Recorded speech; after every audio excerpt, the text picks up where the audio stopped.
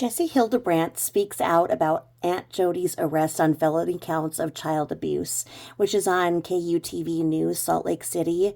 I think it's a really important interview to watch. I'm going to show you just at this 2 minute mark. I think that Jesse needs to be able to be heard now.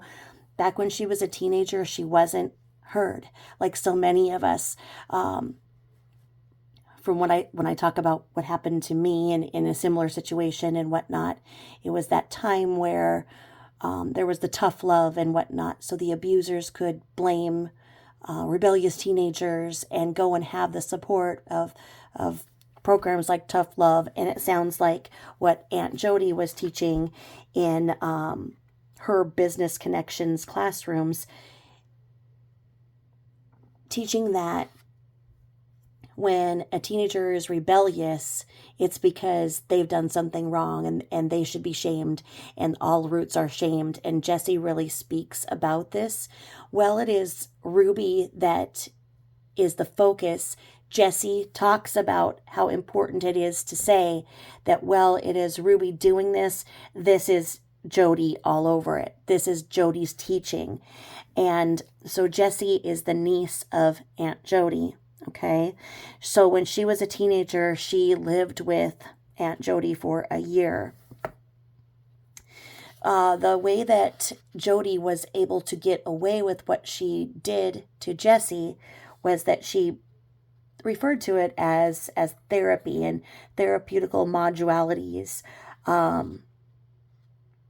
and that in fact this is what Aunt Jodi teaches parents to do, and the church supports her and promotes her. So Jodi herself sounds to be, and is described by Jesse as being very, very intimidating, and in the same right, charismatic and convincing.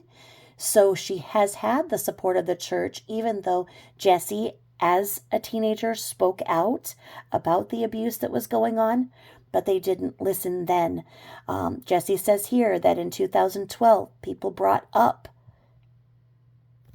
the truth about what Aunt Jodi really was doing, and nothing happened because, once again, she's convincing enough, and she convinces others that, oh, it's these teenagers that are out to ruin her because she tries to give them therapy and they don't understand because they're troubled, etc., etc.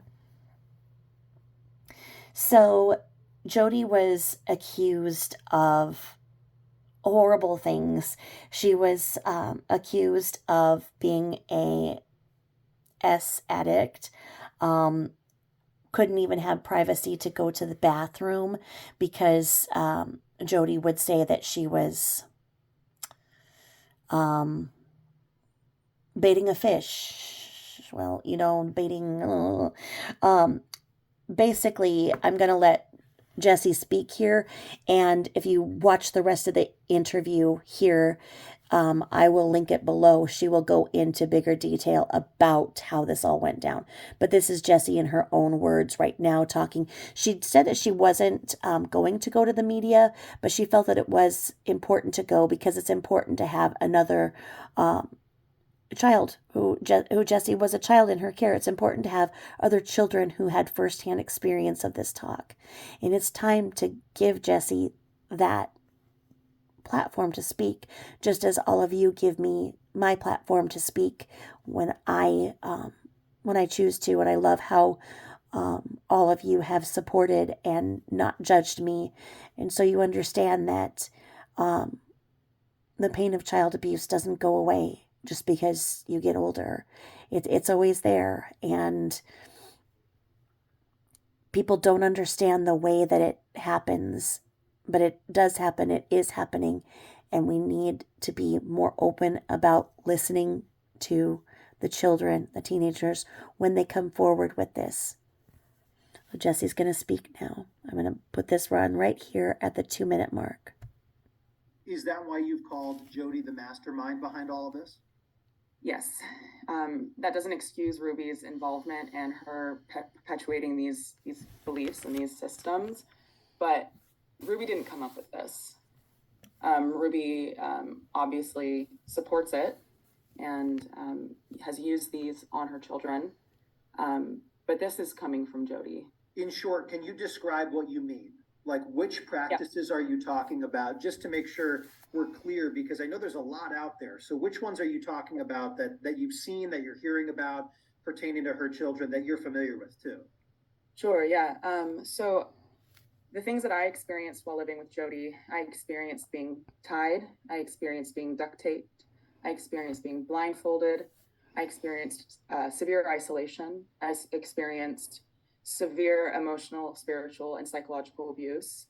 I experienced the being told I shouldn't be around other people, being told that I was dangerous to be around.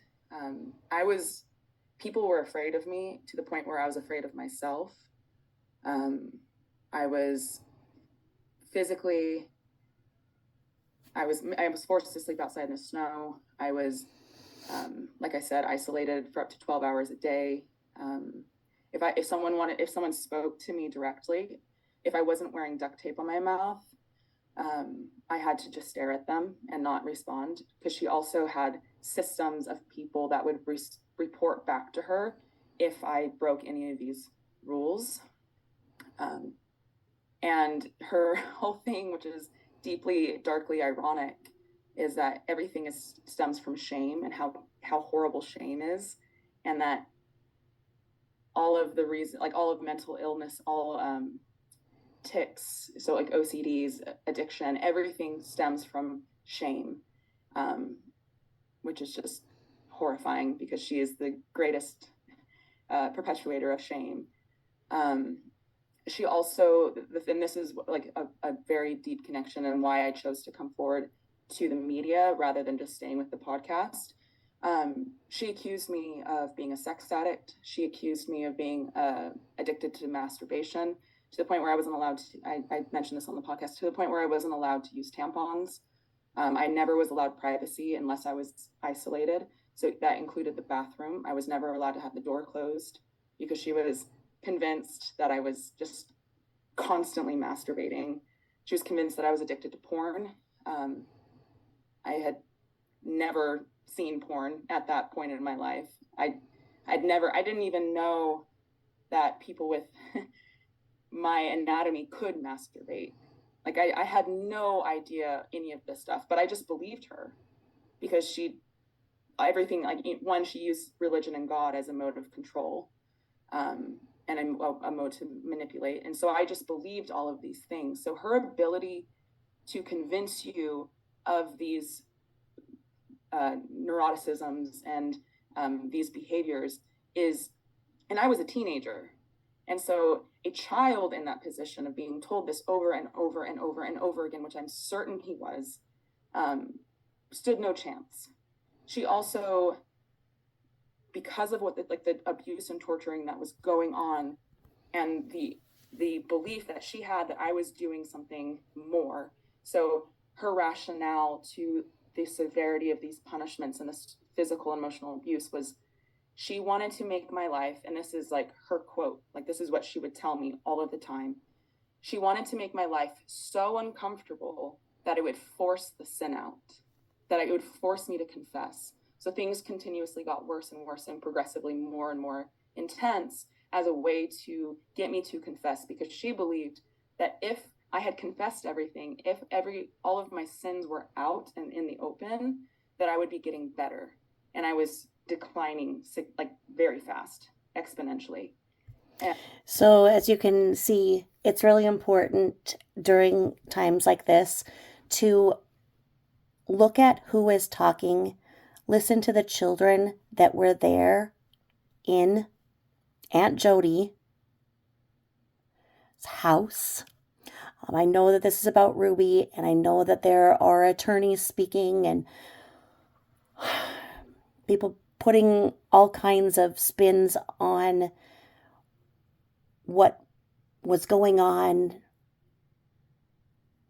And the most important thing we can do now is to listen to the ones that experienced the abuse. Listen to them. Don't get caught up in lawyer speak. Don't get caught up in the narrative. Listen to those who were there. Jessie is very well spoken. And I'm glad that she made the choice to come forward, because it's not easy. It's still very hard, because you're so afraid that people are going to judge you and put that shame back on you. And so I really commend Jessie in coming forward and speaking out now.